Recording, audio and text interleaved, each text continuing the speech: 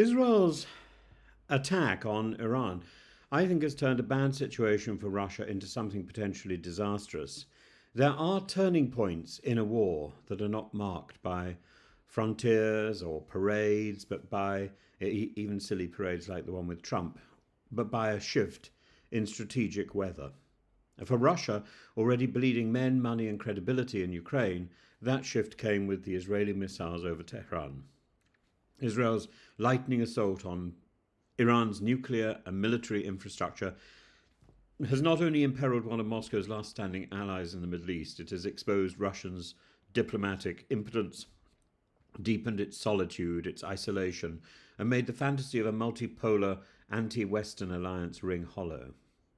Since the start of the Ukraine war, Iran has been Moscow's indispensable accomplice. Tehran supplied Russia with Shahed drones and ballistic missiles while its own stocks ran dry. And in January 2025, Putin and Iran signed a comprehensive strategic partnership formalizing their growing interdependence.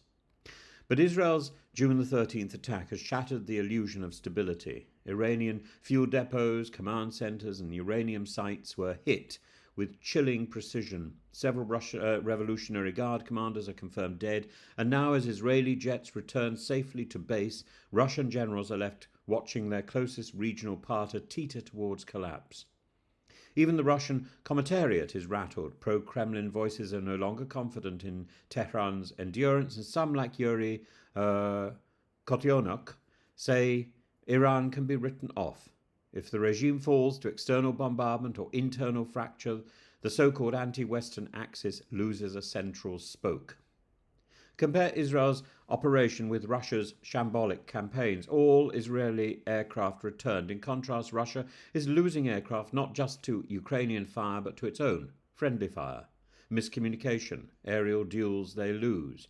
The Russian military-industrial complex is functioning, yes, but only in one gear, overdrive.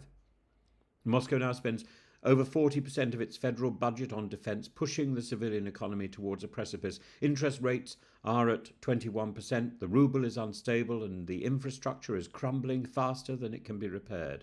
And meanwhile, the real toll is human.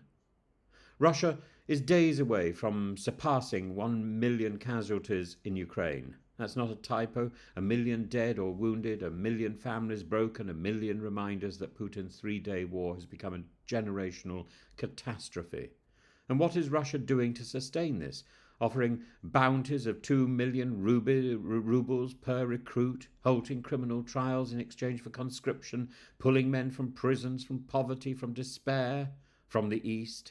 And increasingly, it's the poor ethnic minorities, therefore, in Dagestan, in Kortostan, who are dying in disproportionate numbers, not Muscovites, not Putin's elites. This is not a national war, it's a colonial war by conscription, and there's a ceiling. The provinces are running dry. The draft is creeping towards the cities, and when it does, the illusion of distance will vanish completely. That's when discontent becomes rebellion. Until now, Russia hoped to be a player, not a pawn.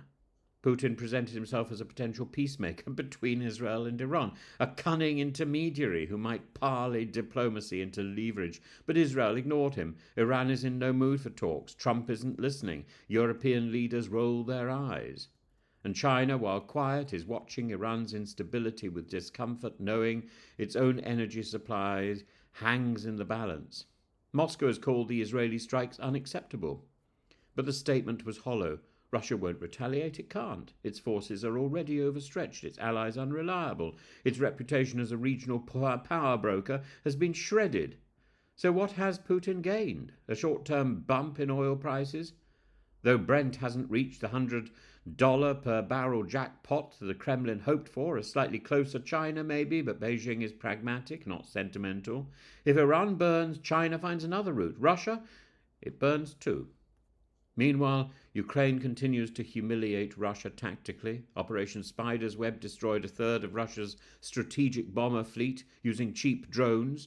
The Kerch Bridge was hit again. Assassinations in Moscow, explosions in Vladivostok. Ukraine is no longer defending, it is probing the enemy's cracks. This isn't a proxy war anymore. It's the grand collapse in slow motion, with Iran burning, Ukraine advancing, and NATO repositioning. Russia's no longer fighting for Donetsk. It's fighting for relevance and losing. The beast has awakened, yes, but it is limping, cornered, drenched in blood, and haunted by ghosts of its own making. As Israel wipes Iran's skies clean and Ukraine lights fires on Russia's flanks, Putin is running out of time, out of friends, out of options, and the world watches, not with fear, but with grim anticipation of what desperation might provoke next.